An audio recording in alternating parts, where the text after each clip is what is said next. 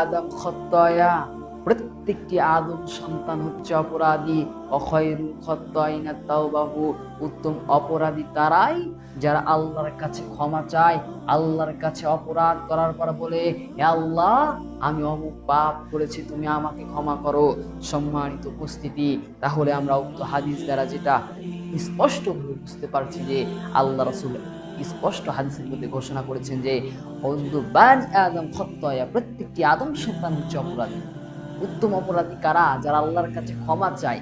এখন আপনি ভুল করেছেন, আপনি বুঝতে পেরেছেন, আপনার উচিত আল্লাহর কাছে 2 রাকাত সালাত আদায় করে ক্ষমা চাও। কিন্তু বর্তমান যুগে আমরা অপরাধ করে থাকি কিন্তু আল্লাহর কাছে ক্ষমা চাই না।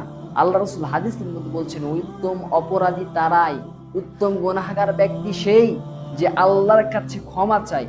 আল্লাহ বলছেন, আমার বান্দা যদি আমার কাছে ক্ষমা চায় তাহলে আমি তার খালি হাতকে ফিরিয়ে দিতে লজ্জাবোধ করি। তাহলে আল্লাহ তাআলা লজ্জাবোধ করেন হাতকে ফিরিয়ে দিতে। অতএব আমাদেরকে ক্ষমা চাইতে হবে আল্লাহর কাছে।